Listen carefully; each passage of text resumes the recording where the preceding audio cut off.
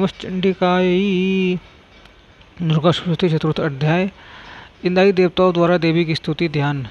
सिद्धि की इच्छा रखने वाले पुरुष जिनकी सेवा करते हैं तथा देवता जिन्हें सब ओर से घिरे रहते हैं, उन जया नाम वाली दुर्गा देवी का ध्यान करें। उनके श्रीअंगों की आभा काले मेघ के समान श्याम है। वे अपने कटाक्षों से शत्रु समूह को भय प्रदान करती हैं।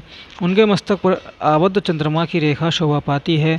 वे अपने हाथों में शंख, चक्र, कृपाण और त्रिशूल धारण करती हैं।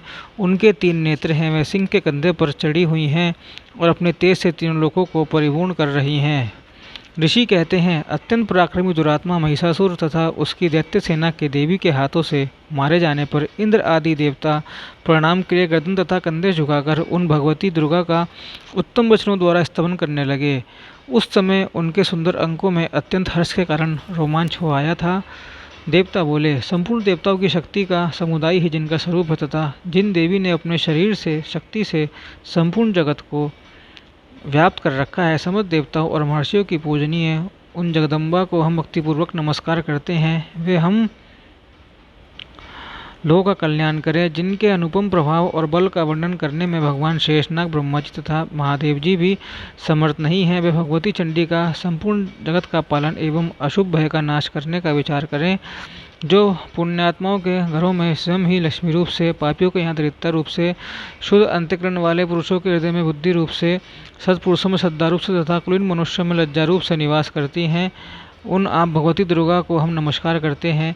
देवी, आप संपूर्ण विश्व का पालन कीजिए। देवी, आपके इस अचिंत्य रूप का असुरों का नाश करने वाले भारी पराक्रम का तथा समस्त देवताओं और दैत्यों के समक्ष युद्ध में प्रकट किए हुए आपके अद्भुत चरित्रों का हम किस प्रकार वर्णन करें।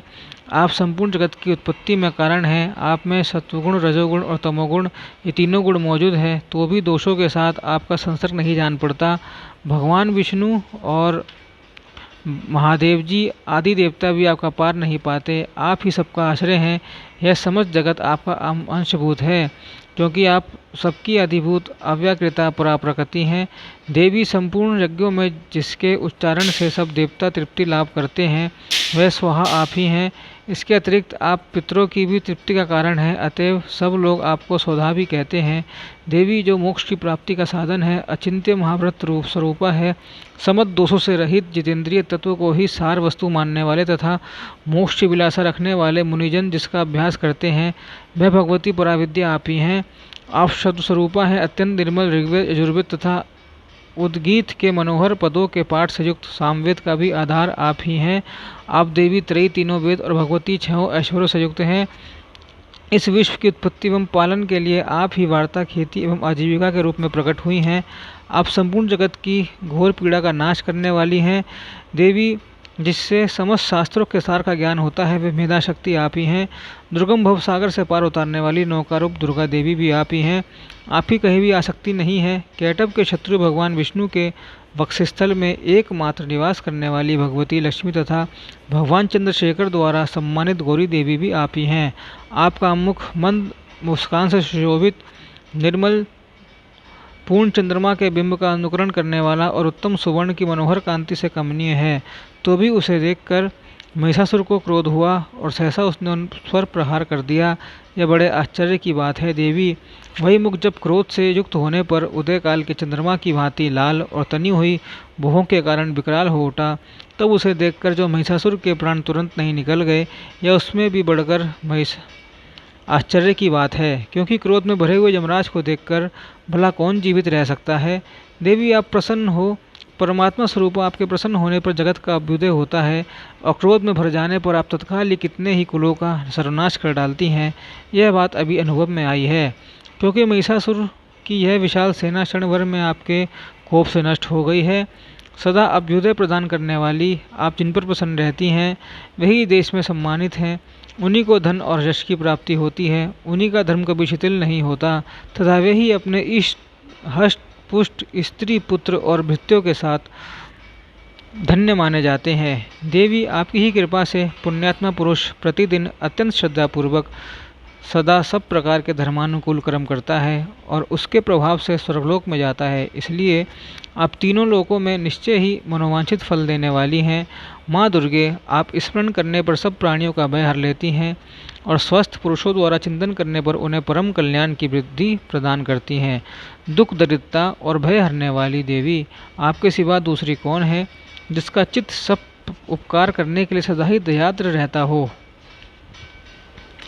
देवी, इन राक्षसों के मरने से संसार को सुख मिले तथा ये राक्षस चिरकाल तक नरक में रहने के लिए भले ही पाप करते रहे हों, इस समय संग्राम में मृत्यु को प्राप्त होकर स्वर्ग में जाएं, निश्चय ही यही सोचकर आप शत्रुओं का वध करती हैं। आप शत्रुओं पर शस्त्रों का प्रहार क्यों नहीं करती हैं? समस्त असुरों का दृष्टिपात मारते ही भस्म क्यों नहीं कर देती? इसमें एक रहस्य है। ये शत्रु भी हमारे शस्त्रों से पवित्र होकर उत्तम लोकों में जाएं, इस प्रकार उनके प्रति भी आपका विचार अत्यंत उत्तम रहता है। खड़ग के तेज पुंज की भयंकर दीप्ति से तथा आपके त्रिशूल के अग्रभाग की घनीभूत प्रभा से चुंधियाकर जो असुरों की आंखें फूट नहीं गई, इसमें कारण यही था कि वे मनोहर रश्मियों से युक्त चंद्रमा के समान आनंद प्रदान करने वाले आपके सुंदर मुख का दर्शन करते थे। देवी, आपका शील दुराचारियों के बुरे बर्ताव को दूर करने वाला है। साथ ही यह रूप ऐसा है जो कभी चिंतन में नहीं आ सकता और जिसकी कभी दूसरों से तुलना भी नहीं हो सकती, तथा आपका बल और पराक्रम तो उन दैत्यों का भी नाश करने वाला है जो कभी देवताओं के पराक्रम को भी नष्ट कर चुके हैं। इस प्रकार अपने शत्रुओं पर भी अपनी दया ही प्रकट की है। वरदायिनी देवी, आपके इस पराक्रम की किसके साथ तुलना हो सकती है तथा शत्रुओं को भय देने वाला एवं अत्यंत मनोहर ऐसा रूप भी आपके सिवा और कहाँ है? हृदय में कृपा और युद्ध में निष्ठुरता, ये दोनों बातें तीनों लोकों के भीतर केवल आप में ही देखी गई हैं। माते, अपने शत्रुओं का नाश करके इस समस्त त्रिलोकी की रक्षा की है। उन शत्रुओं की भी युद्ध भूमि में मारकर स्वर्गलोक में पहुंचाया है तथा उन्मत्त दैत्यों से प्राप्त होने वाले हम लोगों के भय को भी दूर कर दिया है। आपको हमारा नमस्कार है। देवी, आप शूल से हमारी रक्षा करें। अंबिके, आप खड़ग से हमारी रक्षा करें तथा घंटा की ध्वनि और धनुष की टंकार से भी हम लोगों की रक्षा करें। चंडिके, पूर्व पश्चिम और दक्षिण दिशा में आप हमारी रक्षा करें तथा ईश्वरी, अपने त्रिशूल को घुमाकर आप उत्तर दिशा में भी हमारी रक्षा करें। तीनों लोकों में आपको जो परम सुंदर एवं अत्यंत भयंकर रूप विचरते रहते हैं, उनके द्वारा भी आप हमारी रक्षा तथा इस भूलोक की रक्षा करें। अंबिके, आपके कर पल्लवों में शोभा पाने वाले खड़ग, शूल और गदा आदि जो अस्त्र हों, उन सब के द्वारा आप सब और से हम लोगों की रक्षा करें। ऋषि कहते हैं, इस प्रकार जब देवताओं ने जगन माता दुर्गा की स्तुति की और नंदनवन के दिव्य पुष्पों एवं गंध चंदन आदि के द्वारा उनका पूजन किया, फिर सबने मिलकर जब भक्तिपूर्वक दिव्य धूपों की सुगंध निवेदन की, तब देवी ने प्रसन्न वदन होकर प्रणाम करते हुए सब देवताओं से कहा। देवी बोली, देवताओं, तुम सब लोग मुझसे जिस वस्तु की अभिलाषा रखते हो उसे मांगो। देवता बोले, भगवती, हमारे सब इच्छा पूर्ण कर दी, अब कुछ भी बाकी नहीं है, क्योंकि हमारा यह शत्रु महिषासुर मारा गया। महेश्वरी, इतने पर भी यदि आप हमें और वर देना चाहती हैं तो हम जब जब आपका स्मरण करें तब तब आप दर्शन देकर हम लोगों के महान संकट दूर कर दिया करें। तथा प्रसन्नमुखी अंबिके, जो मनुष्य इन स्तोत्रों द्वारा आपकी स्तुति करे, उसे वित्त, समृद्धि और वैभव देने के साथ ही उसकी धन और स्त्री आदि संपत्ति को भी बढ़ाने के लिए आप सदा हम पर प्रसन्न रहे। ऋषि कहते हैं, राजन, देवताओं ने जब अपने तथा जगत के कल्याण के लिए भद्रकाली देवी को इस प्रकार प्रसन्न किया, तब वे तथास्तु कहकर वहीं अंतर्ध्यान हो गई।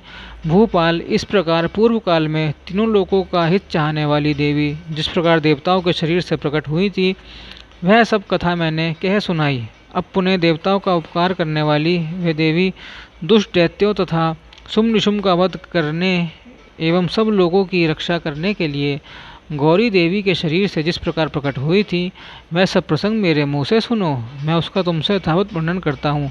इस प्रकार श्री मार्कंडेय पुराण में सावर्णिक मनमंत्री कथा के अंतर्गत देवी महात्म्य में शुक्रादि स्तुति नामक चौथा अध्याय। ओम नमः चंडिकायै।